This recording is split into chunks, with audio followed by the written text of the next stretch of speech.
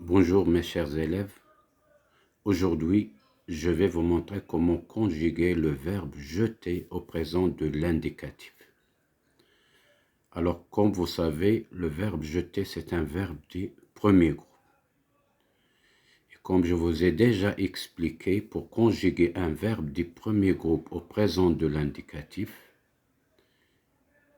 il suffit de supprimer le ER et à la place de ER, on va mettre les terminaisons des verbes du premier groupe au présent de l'indicatif. Les terminaisons des verbes du premier groupe au présent de l'indicatif sont E, ES, E, ONS, EZ, ENT.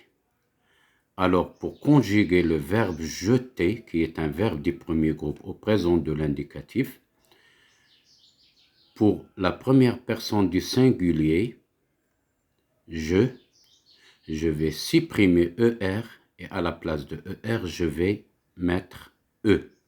Et ça devient je jette.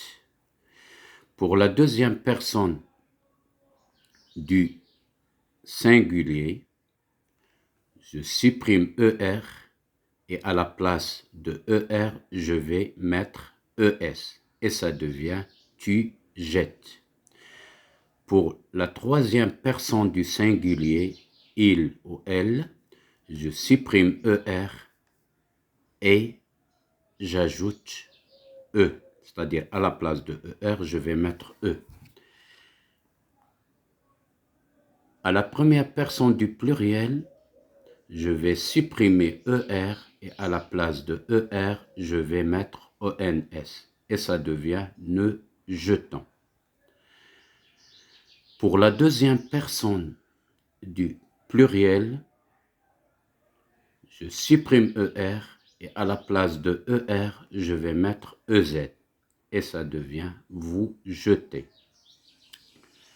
Pour la troisième personne du pluriel, il avec S ou elle avec S, je supprime ER et à la place de ER, je vais mettre ENT. Mais ce n'est pas encore fini. Donc, regardez là pour je jette. Il y a deux T. Alors, qu'à l'infinitif, on a un seul T. Et là, on a deux T.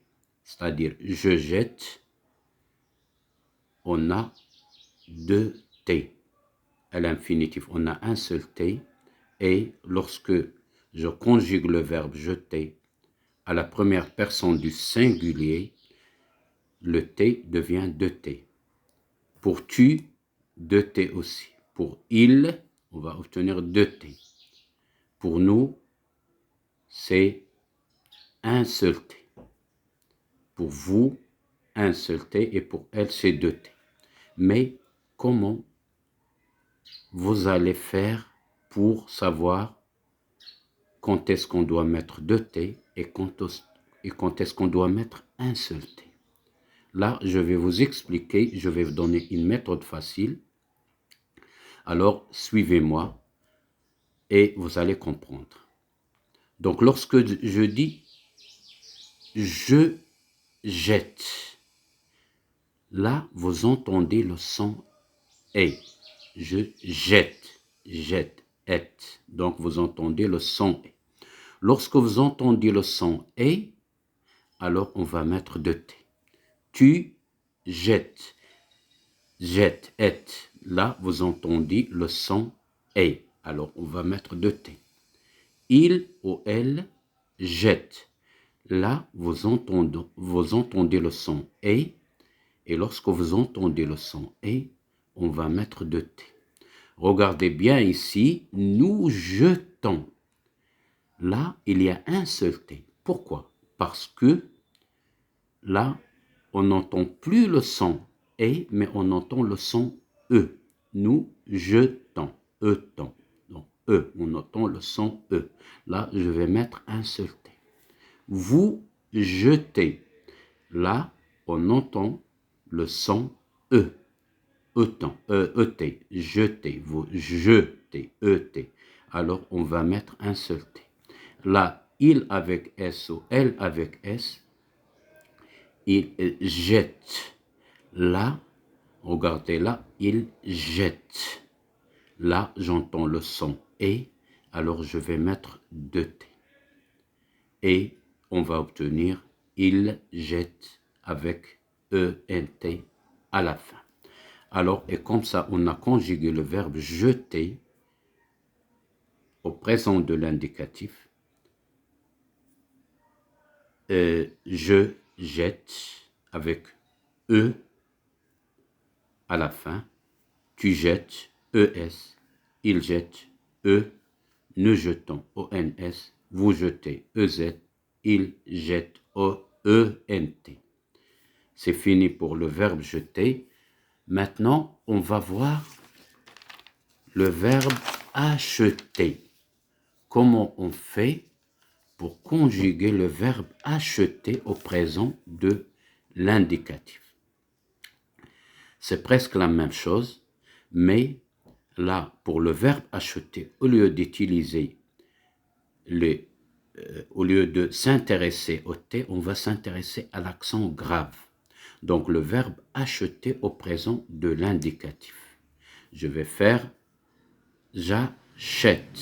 Donc, les terminaisons, comme vous le savez, les terminaisons pour le présent de l'indicatif, pour je, c'est toujours E, pour tu, c'est ES, pour il, c'est E, pour nous, c'est ENS, pour vous, c'est EZ, et pour elle avec S, c'est ENT. Et comment on fait pour, c'est-à-dire pour mettre les terminaisons, on supprime ER, et à la place de ER, on va mettre les terminaisons. Donc, par exemple, pour j'achète, je supprime ER, et à la place de ER, je vais mettre E. Pour tu achètes, je supprime ER, et à la place de ER, je vais mettre S. Pour elle, je supprime ER, et à la place de ER, je vais mettre E. Pour nous, j'achetons, je supprime ER, et à la place de ER, je vais mettre ENS. Et vous, je supprime ER, et à la place de ER, je vais mettre EZ. Et il avec SE, elle avec S, je supprime ER, et à la place de ER, je vais mettre ENT. Mais c'est pas encore fini, on va voir avec l'accent. Donc, lorsque je dis j'achète, je vais mettre un accent grave sur le E. Pourquoi? Parce qu'on entend le son j'achète, on entend le son et.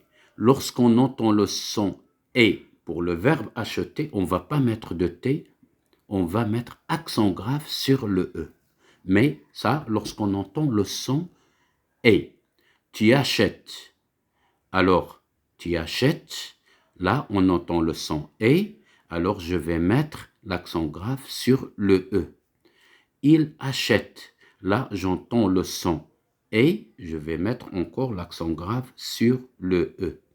Nous achetons. Là, est-ce qu'on entend le son et? Non, on entend le son E. Nous achetons autant. Alors, on entend le son E, je vais mettre un seul T. C'est pas un seul T, je vais pas mettre d'accent. Je m'excuse. Je vais pas mettre d'accent. Pour vous acheter. Là, on entend le son E, E-T, H-E-T. Là, je vais pas mettre l'accent grave. Il avec S, achète. Là, j'entends le son et, achète, et. Donc, je vais mettre accent grave.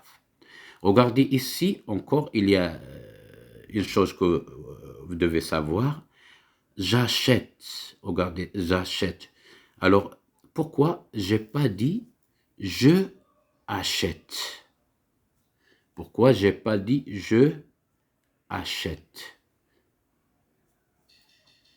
Je achète. Pourquoi? Ça, c'est faux. C'est pas juste. Donc, qu'est-ce qu'il faut? Là, regardez, il y a E, une voyelle, et A, une voyelle. Et lorsque deux voyelles se coïncident, on supprime la première. C'est-à-dire, et ça devient G apostrophe. D'accord? On supprime la première et G, et je devient G apostrophe. et on écrit j'achète. Alors, deux voyelles ne se coïncident jamais. Donc, on doit supprimer la première. Et voilà, c'est fini pour aujourd'hui. Et c'est-à-dire la vidéo prochaine, on va voir autre chose. Merci.